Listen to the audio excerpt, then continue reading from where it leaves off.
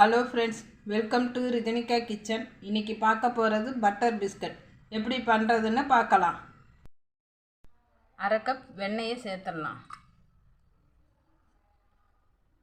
அரை கப் அளவுக்கு சர்க்கரையை பொடி பண்ணி வச்சுருக்கேன், இதில் சேர்த்துடலாம். ரெண்டுத்தையும் நல்லா கலந்துக்கலாம். பேக்கிங் பவுடர் சேர்த்துக்கலாம். 1/4 டீஸ்பூன் பேக்கிங் சோடா சேர்த்துக்கலாம். இது நல்லா கலந்துடலாம். 1 கப் மைதா மாவை சலிச்சிட்டு வச்சுருக்கேன், இதில் சேர்த்துடலாம்.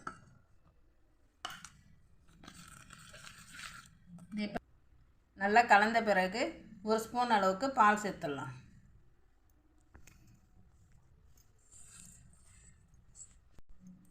சேர்த்துட்டு நல்லா பசைஞ்சிடலாம். சின்ன சின்னதாக உருட்டிடலாம்.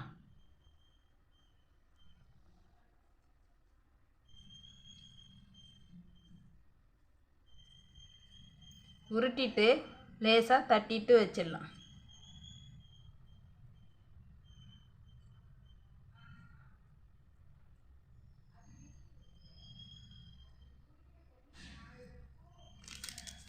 ஒரு தட்டில் பட்டர் ஷீட் வச்சுருக்கேன், அதில் வச்சிடலாம்.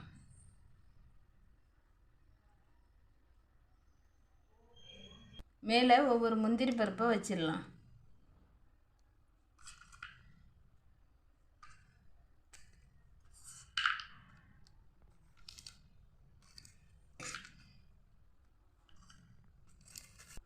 ஒரு நான்ஸ்டிக் கடாயை 5 நிமிஷத்துக்கு ஹீட் பண்ணி வச்சுருக்கேன், இதில் பிஸ்கட் தட்டை வச்சிடலாம்.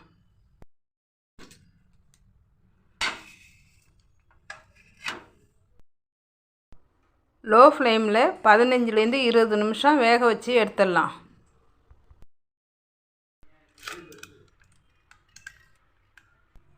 நல்லா பிஸ்கட் வெந்துச்சு. இப்போது ஸ்டவ்வை ஆஃப் பண்ணிடலாம். அடுத்து மீதி உள்ள பிஸ்கட்டை வேக வச்சு எடுத்துடலாம். நம்மளுடைய பட்டர் பிஸ்கட் ரெடி ஆயிடுச்சு.